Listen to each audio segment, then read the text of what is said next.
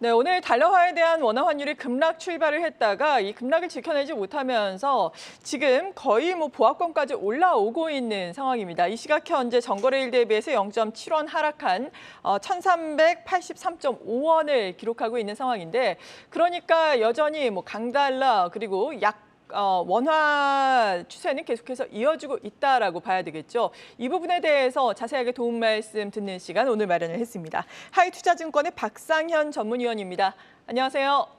예, 안녕하세요. 네, 일단 강달러를 만드는 요인은 여러 가지가 있겠습니다. 미국의 대내적인 요인도 있겠고, 그리고 유로화라든지 위안화, 상대 통화의 약세도 있을 수가 있겠고, 국내 원화 약세 같은 경우에는 또 대내적으로 경상 수지와 관련된 부분이 있을 수도 있지 않겠습니까? 일단 이런 가운데 오늘 22 통화정책 회의를 열게 됩니다. 만약에 자이언트 스텝으로 기준금리를 인상하게 된다면은 달러 기조에 어떤 변화가 있을까요? 어떻게 전망을 하세요?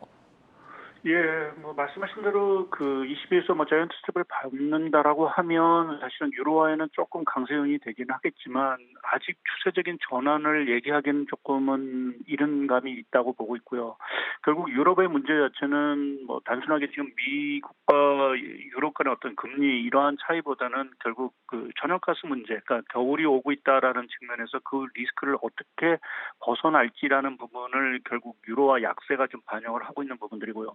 그렇게 본다면 아직 최근에 천연가스 가격이 조금 안정은 좀 찾고는 있긴 하겠지만 그 문제가 해결되기 이전까지는 결국 유로화의 약세 이러한 그 흐름이 계속 지속이 될 수밖에 없다라고 좀 보고 있고요. 결국 저희가 달러의 어떤 강세 기조 이것을 조금 약화시키는 어떤 그런 장기적인 이벤트를 생각한다라고 하면 다음 주에 발표될 미국 소비자 물가 흐름, 그 후에 발표되는 9월 FOMC 회의에서 자이언트 스텝을 밟더라도 그 후에 그러니까 11월, 12월에는 조금은 금리 인상 속도가 완화가 될 수 있다, 둔화가 될 수 있다는 어떤 시그널이 나와야 달러의 어떤 강세 기조 이러한 것들이 조금 완화가 되지 않을까 좀 보고 있습니다.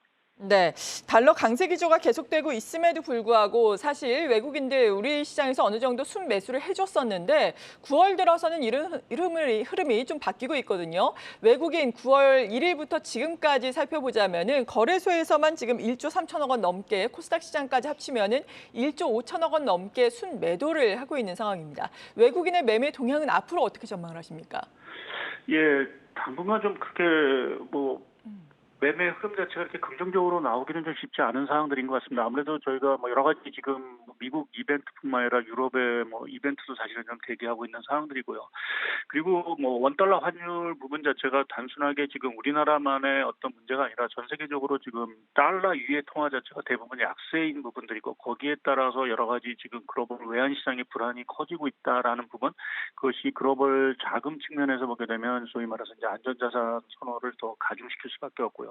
또 하나 중요한 거는 사실은 중국 문제인 것 같습니다. 우리나라는 아무래도 중국 경기에 상당 부분 연동이 될 수밖에 없는 부분들이고 그것이 최근에 보시면 중국이 제로 코로나 방역 정책을 더욱 강화하면서 중국 경기에 대한 우려가 자체가 상당히 커졌고요. 또 위안화 약세 흐름들 자체도 상당히 커졌는데 그 과정 속에서 우리나라 지금 반도체 수출이라든지 이러한 대중국 수출, 대홍콩 수출 자체가 이렇게 악화되면서 7월 달 반도체 출하 증가율 자체가 마이너스 20% 이상 사실 좀 감소하는 그러한 좀 어쩌면 좀 안 좋은 이러한 상황들이 결국 외국인 흐름에 있어서 원화 환율에 대한 부담도 있지만 결국 국내 펀더멘탈에 대한 악화 우려 자체가 반영이 되고 있어서 조금은 당분간 좀 외국인 매도 흐름 자체가 좀 이어지지 않을까 보고 있습니다.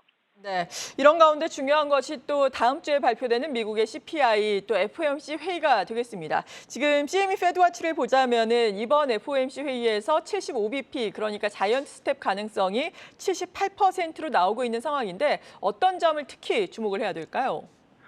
예, 일단 중요한 게 미국의 물가가 정말 정점을 찍었느냐라는 음. 부분이 이제 다음 주에 확인이 되느냐라는 것이 사실 좀 중요할 것 같고요. 최근에 유가 흐름이라든지 또 그동안 공급망 완화로 상당히 올랐던 중고차 가격 하락 이런 것들을 생각하면 헤드라인 물가 자체는 계속해서 조금 둔화가 될 가능성이 커지고 있고요.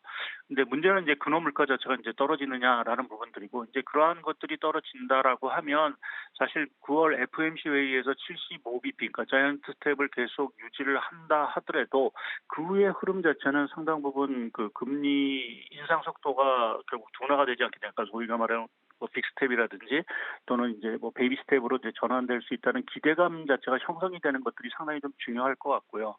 근데 최근에 뭐 여하튼 잭슨홀에서 파월 의장이 발언한 이후에 미국의 금리도 사실은 급등을 하고 자산 가격이라는 부분도 많이 조정을 받았기 때문에 그렇게 보면은 조금 조심스럽지만 9월 FOMC 회의에서 조금은 분위기 전환에 대한 어떤 발언들이 좀 나오지 않을까라는 좀 조심스러운 어떤 기대감을 조금 가질 수도 있을 것 같습니다. 네, 이 밖에도 9월 증시에 있어서 영향을 미칠 만한 주요 경제 이벤트 어떤 것들이 있다고 보십니까? 예, 뭐 가장 중요한 거는 다음 주에 이제 미국 소비자 물가도 좀 중요할 것 같고요. 그리고 이제 유럽의 천연가스 문제, 이 문제가 아무래도 지금 뭐 여러 가지 통화 문제라든지 뭐 또 향후의 인플레 문제도 사실은 좀 중요한 부분들이기 때문에 유럽의 천연가스 그거와 관련돼서 지금 9일날 유럽에서 그 에너지 장관 회담이 열리게 돼 있습니다. 그래서 거기에 과연 이 천연가스와 관련된 쪽에서의 문제를 유럽이 어떤 식으로 해법을 내놓을 건지라는 부분 자체도 상당히 좀 저희가 주목을 해야 되는 부분들인 것 같고요. 그리고 무엇보다 이제 저희가 주목을 해야 되는 부분, 그러니까 어저께도 사실은 미국 주가가 반등한 부분에 있어서 가장 좀 중요한 트리거 중에 하나가 미국 국채 금리 자체가 어저께 조금 이제 하락을 한 부분들인데 결국 9월 FOMC를 뭐 전후로 해서 미국의 어떤 국채 금리 자체가 여기서 특히 이제 10년물 국채가 추가적으로 상승하느냐 아니면 조금은 좀 하락 안정되느냐라는 부분 자체는 주식시장 흐름에 있어서 상당히 좀 중요하게 저희가 지켜봐야 될 지표로 좀 생각을 하고 있습니다. 네, 오늘도 좀 시원하게 증시가 올라줘야 하는데 사실 갭 상승 출발한 이후에 약간 지지부진한 양상을 나타내고 있어서 실망하는 투자자 여러분들도 있을 것 같아요. 투자자 여러분들께 어떤 당부의 말씀 마지막으로 해주시겠습니까?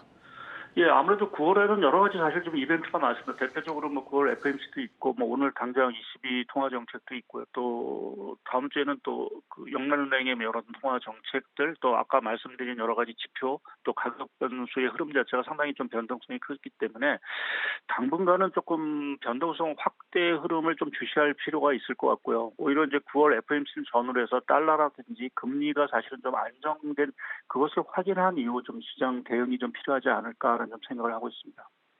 네, 지금까지 하이투자증권의 박상현 전문위원이었습니다. 고맙습니다. 예, 감사합니다.